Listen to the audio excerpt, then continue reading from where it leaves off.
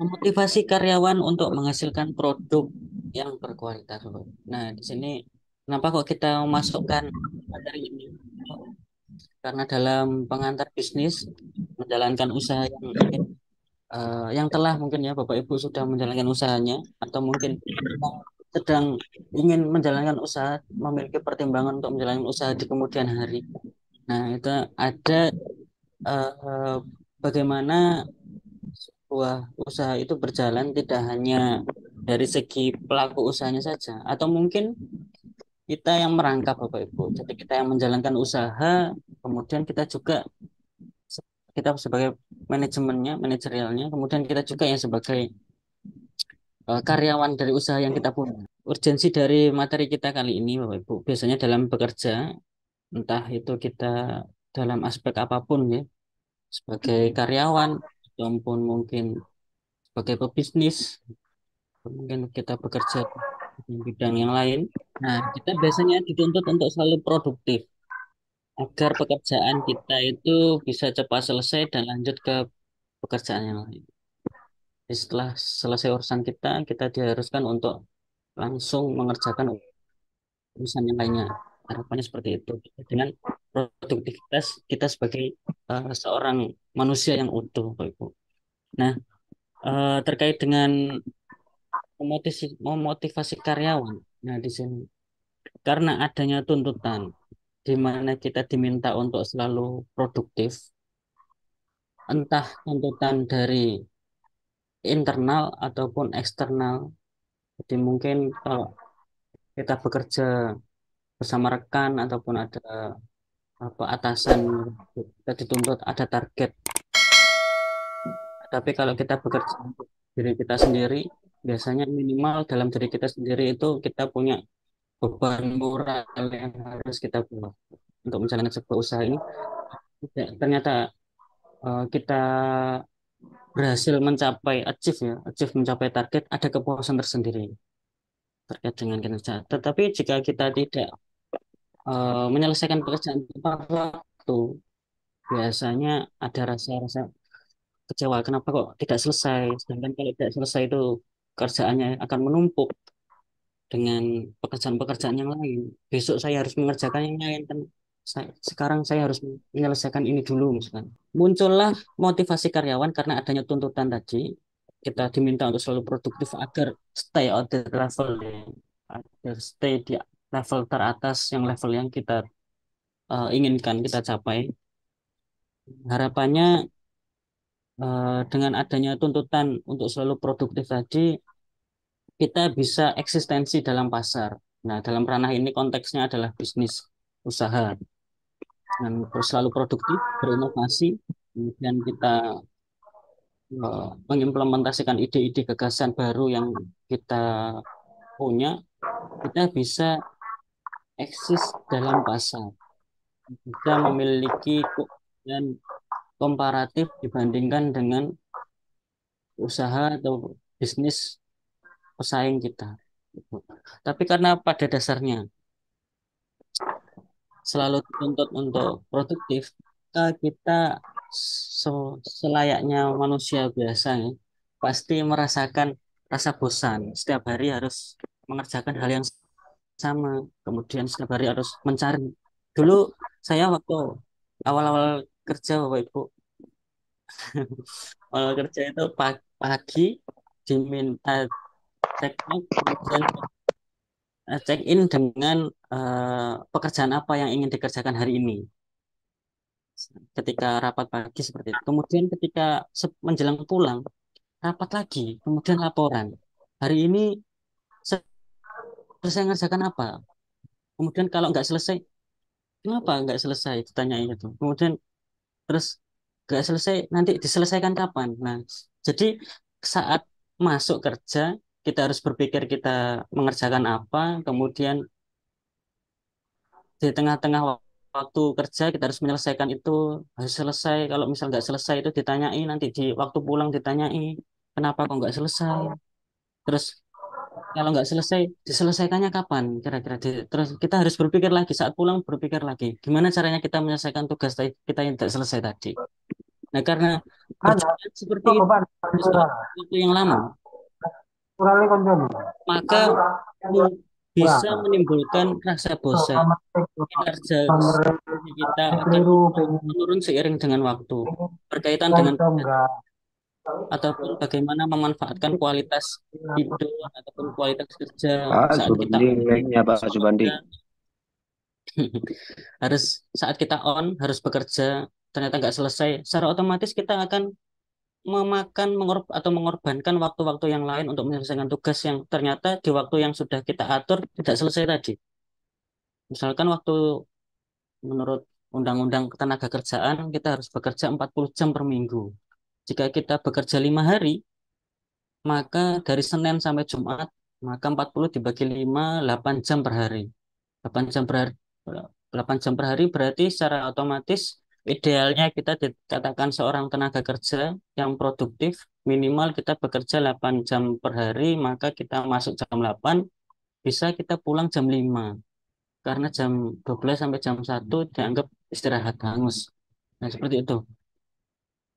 Nah, karena muncul rasa bosan, kemudian kinerja yang berkurang karena kualitas eh, pembagian waktu kita yang tadi semakin waktu semakin termakan karena saat kita mengerjakan pekerjaan di waktu kerja tidak selesai, maka kita harus mengerjakannya di luar jam kerja. Padahal di luar jam kerja waktunya kita untuk istirahat. Seperti itu. Jadi pembagian waktu mempengaruhi kondisi psikis, kemudian kondisi psikis kepercayaan diri. Saya kok kerja nggak selesai-selesai, nggak mencapai target. Misalnya. Nah, itu rasa kepercayaan diri akan terus berkurang seiring dengan pekerjaan yang tidak bisa kita selesaikan. Makin hari makin seperti itu, kemudian dalam jangka panjang, ini perlu dilakukan sebuah solusi, Bapak Ibu. Maka dari itu muncullah motivasi karyawan yang diharapkan untuk apa motivasi ini? Digunakan untuk meningkatkan kepercayaan diri tadi. Kamu bisa untuk mencapai target yang kita tetapkan. Misalkan gitu.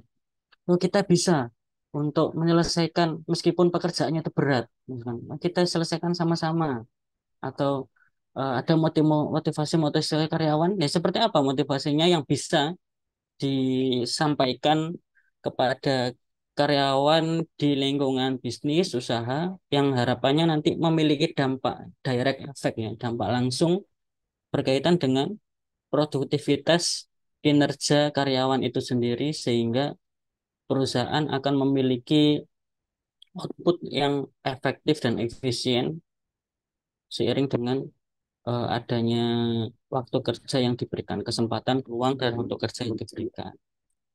Nah, pada pertemuan kali ini, Bapak Ibu, produktivitas karyawan ya,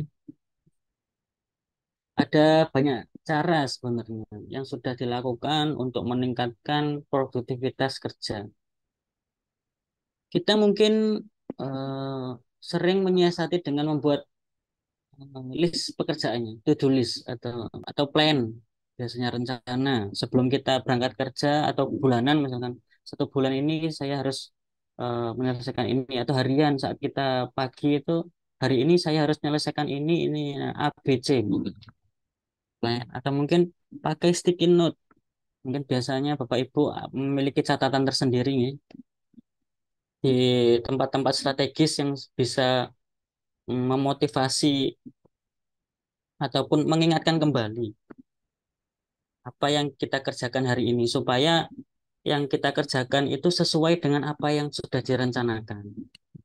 Jangan sampai kita capek tapi tujuannya itu tidak tercapai. Kita kita merasa sudah mengerjakan banyak hal nih, tapi ternyata oh nggak banyak ya produk yang dijual misalnya. Kita sudah memasarkan produk, sudah keliling dan lain-lain, tapi kok nggak ada yang beli. Ternyata targetnya salah misalkan gitu. Nah, itu fungsi dari catatan, plan dan to-do list ya, daftar pekerjaan ataupun daftar kegiatan kita secara berkala, entah itu harian, bulanan, atau sesuai dengan kemampuan diri kita. Nah, itu menjadi titik penting bagaimana kita melihat produktivitas karyawan. Karyawan dikatakan eh, produktif, Bapak Ibu. Nah, tetapi pada kenyataannya di pokok bahasan utama kita dalam hal ini produktivitas, mengelola tenaga kerja, kemudian hubungan dengan tenaga kerja yang lainnya.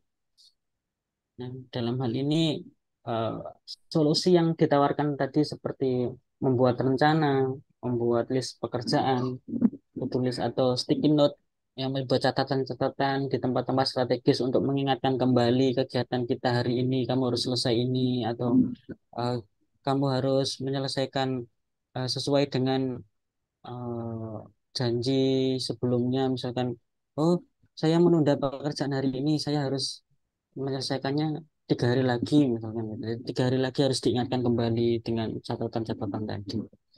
Nah, solusi-solusi tersebut biasanya tidak selalu berjalan lancar, Bapak Ibu. Mungkin kita berhasil membuat catatan pekerjaan yang harus diselesaikan. Mungkin kita sudah selesai merencanakan, tetapi ternyata saat implementasinya ya cuma ditulis saja, misalkan gitu. Jadi tidak selalu solusi yang ditawarkan tadi itu bisa berjalan lancar. Ya, dengan alasan ada saja momen di mana kita sangat terdistract ya. Jadi fokus kita terbelah dengan hal-hal yang tak terduga. Atau kita mengalami suatu kejadian-kejadian tertentu yang tidak sesuai dengan yang kita rencanakan, yang mengakibatkan produktivitas kita itu dalam bekerja akan menurun. Lalu pertanyaannya, jika kita menemukan sebuah kendala, Bapak Ibu, saya dulu ya, waktu awal-awal bekerja, eh, kan kalau di rumah, saya punya adik, Bapak Ibu, masih masih kecil, masih SD, sekitar SD. Waktu dulu, waktu saya ngerjakan tugas, tugas itu, terus adiknya ngajak yang main, atau ngajak yang lain. Jadi kita terdistract. Ataupun kan ada fokus-fokus tertentu saat kita sudah merencanakan sebuah pekerjaan, sebuah tugas yang kita harapkan hari ini harus selesai misalkan. Ternyata ada kendala lain yang tidak sesuai dengan yang kita rencanakan, akhirnya mengakibatkan produktivitas kerja kita akan menurun.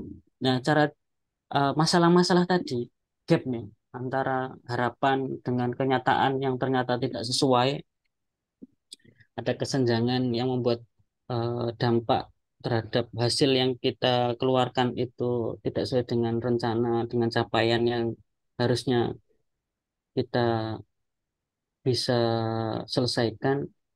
Nah, itu memiliki berapa rumusan, rumusan masalah. Ada pertanyaan-pertanyaan di dalam diri kita. Bagaimana cara mengembalikan produktivitas agar kita itu bisa bekerja dengan baik? Lalu sebenarnya sebenarnya apa arti dari produktivitas itu sendiri? Karena ada banyak gangguan yang ada di lingkungan, entah kita lingkungan bekerja atau di kantor, atau mungkin kalau dalam sisi bisnis, gangguan dalam usaha-usaha yang kita punya bisa menyebabkan produktivitas diri kita sendiri atau karyawan yang kita miliki itu juga menurun. Sebut saja seperti adanya gangguan dari media sosial atau saat kita menonton YouTube, chatting, atau kebiasaan ngobrol waktu kita kerja, kebiasaan ngobrol sama temennya, akhirnya waktunya tiba-tiba sudah duhur, waktunya istirahat.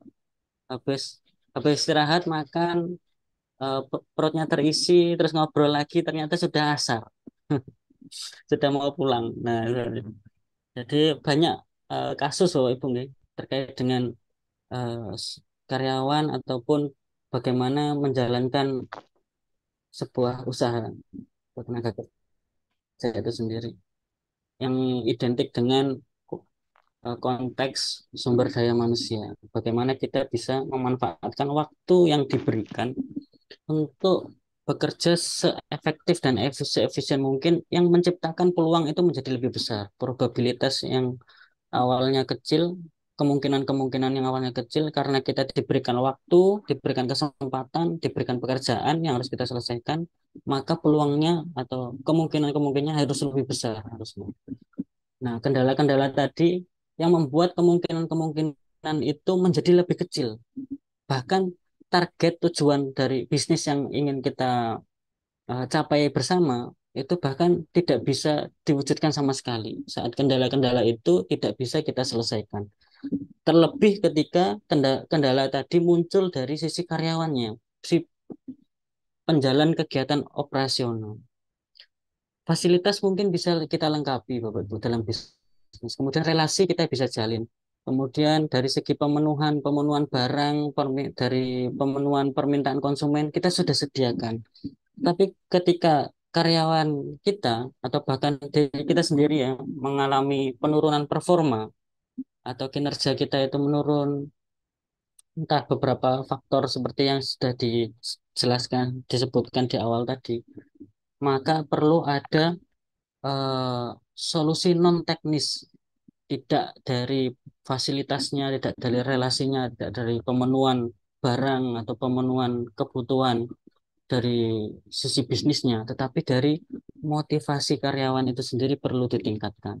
Lalu bagaimana kita bisa meningkatkan motivasi karyawan sehingga karyawan itu bisa produktif atau mungkin diri kita sendiri ya, bisa produktif meskipun kita melakukan pekerjaan yang sama dalam waktu yang lama. Nah, itu kita bisa lihat pada materi kali ini, Bapak Ibu. Bisa di layar, di sini ada konsep dari produktif, kita menyamakan persepsi. Alasan utama turunnya produktivitas. Pekerjaan yang kurang menantang, misalnya. Gitu-gitu aja. Biasanya, biasanya melakukan pekerjaan yang sama setiap hari dalam jangka waktu yang lama. Atau mungkin ada faktor lain. Produktivitas, semangat kita dalam bekerja itu menurun karena kurangnya insentif. Nah, ini mungkin dirasakan Bapak Ibu ya. Bapak Ibu juga gitu. Saat kita merasa bekerja, tapi kok ternyata dia awal bulan waktu dapat apa suara-suara di e-bankingnya, waktu dicek ternyata, duh, kok cuma segini misalkan gitu. Ya, tapi harus ini ya kita sesuaikan. Kita merasa bekerja, tapi insentifnya kita merasa itu harusnya ke saat saya lembur-lembur misalkan itu eh, insentifnya lebih banyak, nah, tapi ternyata tidak. Akhirnya eh, antara harapan yang kita dapatkan dengan ternyata kenyataannya itu berbeda sehingga produktivitas kita dalam bekerja semakin lama semakin mengalami penurunan. Nah, terus ini cara menyiasatinya bagaimana supaya kita tetap produktif? Karena jika produktivitas kita itu menurun, makin waktu, makin lama kita bekerja, kita makin produktivitasnya makin menurun, maka ada risiko yang perlu kita tanggung. Lalu bagaimana cara menyiasatinya? Nah, ini seperti tadi nih, to-do list, planner, sticky note, alarm pengingat mungkin. Tapi seperti yang di awal tadi, cara menyiasati ini hanya sebatas alternatif, Bapak. Tidak selamanya cara ini berjalan dengan lancar. Bergantung pada konsep atau kemauan yang tinggi dari diri kita sendiri. Jadi kemauan, keterlibatan, dan kemauan, keterlibatan perlu selaras dan saling bersinergi dalam diri kita supaya kita bisa produktif untuk menyelesaikan sebuah pekerjaan. Jadi banyak faktor yang menjadi penyebab turunnya produktivitas. Nah, kita ambil contoh di lingkungan sekitar kita, yang kita terlalu asik memainkan sosial media, mainan HP kayak gitu, Bapak Ibu. Tapi tidak tidak mengingat waktu. Ternyata tiba-tiba sudah selesai, sudah duhur, tiba-tiba terus ngobrol dengan teman, tiba-tiba sudah asar. Dalam bekerja, untuk karyawan dituntut untuk dapat produktif. Mengapa harus produktif? Supaya pekerjaan cepat selesai dan melanjutkan pekerjaan selanjutnya. Karena jika kita tidak produktif, pekerjaan kita tidak cepat selesai, maka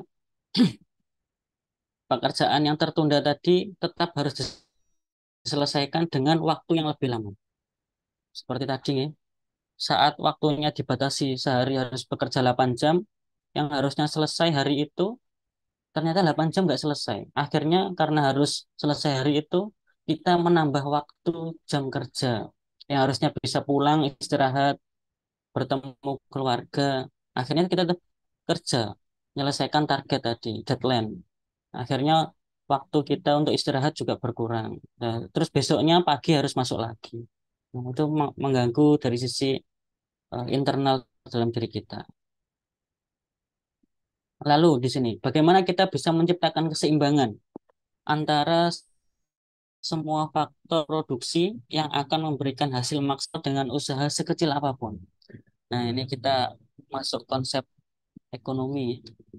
Karena kita masuk dalam disiplin ilmu ekonomi, manajemen, maka segala yang kita lakukan perlu adanya pertimbangan untuk bisa menghasilkan eh, luaran yang maksimal dengan usaha sekecil apapun.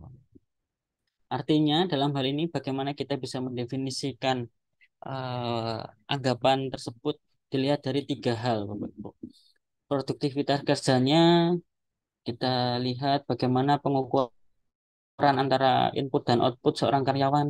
Input dan output ya, terkait dengan karyawan berarti dilihat dari kualitas sumber daya manusianya, dari pengalaman mungkin, atau kemampuan, kapabilitasnya, atau mungkin pengetahuan, knowledge ya. Kalau dia punya pengalaman, punya kemampuan, punya pengetahuan, maka dia secara otomatis punya keahlian. Dia punya pengalaman, kemampuan, pengetahuan, dia pasti memiliki keahlian pada bidang-bidang yang memang sudah dia tekuni sejak lama. Maka dari itu, produktivitas kerja juga analisanya bukan berarti dia berhasil mengeluarkan produk, ya, menghasilkan produk dalam jumlah yang besar, dikatakan produktif. Tidak melulu soal itu, tetapi dilihat bagaimana perbandingan rasio ya, ukuran yang dilihat dari input dan output seorang karyawan. Banyak sekali terkait dengan eh, keputusan untuk memberikan insentif ya, insentif seperti tadi ya, untuk mempengaruhi motivasi produktif turun karena adanya insentif lah. Pertimbangannya banyak sekali di sini dilihat dari produktivitasnya. Ada yang diberikan semakin besar dia menyelesaikan pekerjaannya dalam jumlah yang banyak secara kuantitas, produktivitasnya banyak, maka insentifnya akan semakin banyak. Terus dia harapannya nanti eh, semakin semangat untuk bekerja. Tetapi ada beberapa yang saya rasa Bapak Ibu itu eh, konsep yang tidak bisa disamaratakan di setiap eh, badan usaha, bisnis, atau perusahaan yang dijalankan terkait dengan melihat produktivitas kerja. Ada terkait dengan perencanaan imbalan, ada yang memang memberikan perencanaan imbalan dilihat dari produktivitasnya. Nah, semakin banyak dia menyelesaikan pekerjaan, maka perencanaan imbalannya yang akan dia dapatkan, income yang dia dapatkan akan semakin besar. Tetapi pada dasarnya, Bapak Ibu, kalau menurut eh, dari beberapa artikel ketenaga kerjaan terkait dengan tenaga kerja, seseorang itu misalkan diberikan pekerjaan, kemudian dia bisa menyelesaikan dalam waktu 5 menit. Nah, dia dibayar bukan karena dia menyelesaikan sebuah pekerjaan dalam waktu 5 menit itu, tetapi dia dibayar karena dia eh, memiliki pengetahuan yang dia bangun, dia peroleh selama 10 tahun, sehingga dia bisa mengerjakan sebuah pekerjaan dalam waktu 5 menit. Eh, Padahal kebanyakan orang itu melihat dikasih pekerjaan 5 menit selesai. Loh, kok cepat? Jangan-jangan gampang. Akhirnya dibayar atau perencanaan imbalannya, insentifnya tadi apa adanya. Sehingga itu menimbulkan ini penurunan produktivitas. Padahal saat dia menyelesaikan sebuah pekerjaan, bisa menyelesaikan sebuah pekerjaan dalam waktu 5 menit, dia bisa menyelesaikan pekerjaan dalam waktu 5 menit karena dia sudah belajar sebelumnya, dia punya pengetahuan, pengalaman yang dia bangun sebelumnya selama 10 tahun, sehingga dia bisa menyelesaikan pekerjaan itu selama 5 menit, lebih cepat daripada yang lain. Maka dari itu, Bapak Ibu, terkait dengan produktivitas, insentif menjadi titik tolak dari turunnya produktivitas itu sendiri ketika perencanaan imbalan itu tepat dan pengukuran yang pas. Kemudian mengapa harus diukur keseimbangan faktor produksinya untuk mengetahui seberapa efisien karyawan itu dalam melakukan pekerjaan. Mungkin dia mengerjakan waktu yang cepat karena bisa mengerjakan pekerjaan cepat karena dia punya pengalaman tadi yang sudah dibangun selama 10 tahun. Akhirnya dia dikasih pekerjaan, dia cepat selesai. Tetapi ada juga orang yang menganggap jika dia mau melakukan pekerjaannya lebih lama karena dia teliti. Padahal perlu kita lihat secara lebih detail terkait dengan efisiensi karyawan itu sendiri dalam melakukan pekerjaan. Dia melakukan pekerjaan yang lama, selesainya lama, itu karena dia detail atau karena dia sulit untuk mengambil sebuah keputusan. Nah, itu beda-beda tipisnya dalam pengukuran. Atau dia memang sengaja memperlama waktu, nah, seperti dalam mengerjakan pekerjaan yang borongan, misalnya proyek-proyek atau apa, tidak terikat terikat waktu, pasti menyelesaikannya cepat. Tapi kalau dihitungnya harian, satu pekerjaan itu dilama-lama, semakin lama nanti supaya dia bisa tetap bekerja di situ, penghasilannya akan semakin, yang dia dapatkan semakin besar. Nah, itu. Kita lihat dulu bagaimana pengukurannya, efektif dan efisiennya. Dilihat dari efektif dan efisiennya, bukan dari segi waktu penyelesaian. Kalau produktivitas di kuantitas nih, kalau yang kedua ini efisiensi karyawan dilihat dari kualitas karyawan sebagai sumber daya manusia yang dipekerjakan atau sedang sumber daya manusia yang bekerja dalam sebuah badan usaha, bisnis atau perusahaan. Nah, di dalam hal ini Bapak Ibu, dalam produktivitas itu sendiri, gimana kita bisa melihat produktivitas seorang dari tingkatan hasil barang dan jasa yang dihasilkan. Bisa dari tolok ukur setinggi mungkin dengan memanfaatkan sumber daya yang efisien, bisa bagaimana kita bisa melihat produktivitas dari kesesuaian dia dalam melaksanakan sebuah pekerjaan dengan strategi dan juga tujuan yang disepakati oleh bisnis, badan usaha atau perusahaan itu sendiri. Kemudian tipe-tipe produktivitas kerja nih. Nah, dalam hal ini labor productivity, produktivitas buruh atau tenaga kerja, employer. Nah, ada tipe yang mengukur seberapa efisien tenaga kerja dalam mengubah sesuatu menjadi produk yang bernilai. Ini menjadi kategori pengukuran. Seseorang itu dikatakan produktif itu dari mana? Nah, ini ada 4 poin ya. Mulai dari warna biru, merah, hijau, sampai orange. Oke, kalau jika dilihat dari tipe produktivitas yang pertama, seseorang dikatakan produktif jika dia mampu efisien untuk mengubah sesuatu menjadi produk yang bernilai.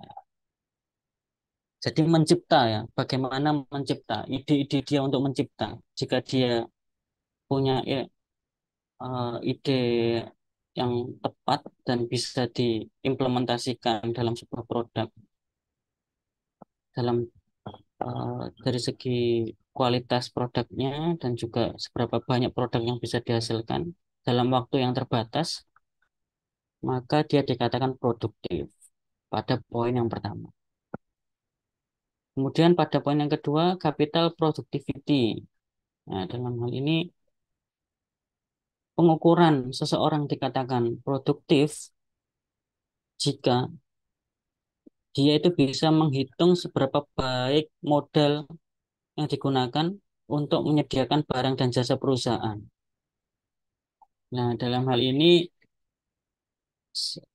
data yang diambil untuk melihat seseorang itu produktif atau tidak diambil dari eh, data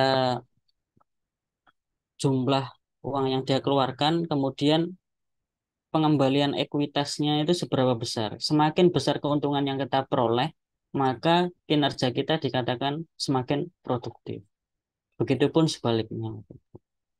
Jika dilihat dari produktivitas kapital, seorang dikatakan produktif jika saat dia mengeluarkan 50.000, dia bisa kembali 500.000 misalnya. Oh, produktif berarti ini kerjanya. Semakin besar ini pengembalian modal yang telah dikorbankan, maka semakin besar pula seorang tenaga kerja, karyawan dikatakan produktif. Menurut tipe yang kedua. Kemudian tipe yang ketiga nih, berkaitan dengan material productivity.